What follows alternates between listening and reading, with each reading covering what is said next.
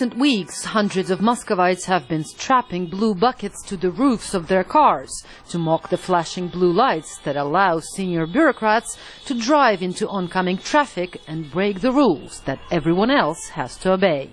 Sergei Kanaev is the head of the All Russia Federation of Car Owners and one of the leaders of the protests. It all started in 2000 in Kemerovo region, when my friend and his 8-year-old daughter died in a car crash.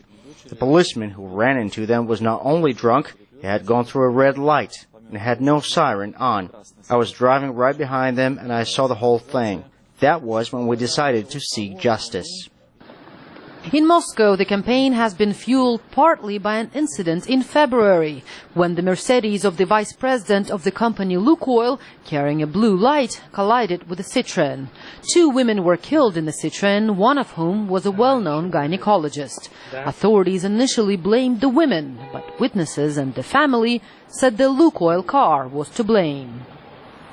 Following that accident, a Moscow businessman, Andrei Hartley, refused to move for a black BMW, carrying an aide to President Dmitry Medvedev. He posted a video on the internet that showed him approaching the BMW and the aide's arrogant reaction.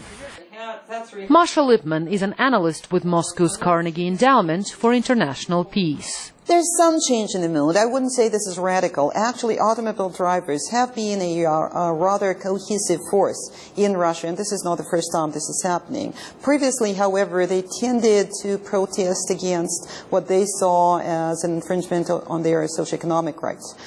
This time around, this is a direct challenge to what they see as unfairness, as injustice and inequality.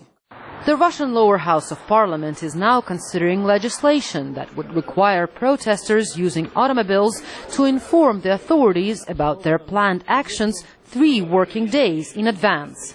Under the current regulations, protests using cars don't count as public gatherings, and their participants can only be detained for traffic violations. The Kremlin are very aware of the risk that this might theoretically evolve as something bigger, so they try to preempt and they try to prevent such kind of undesired evolution before it begins to happen.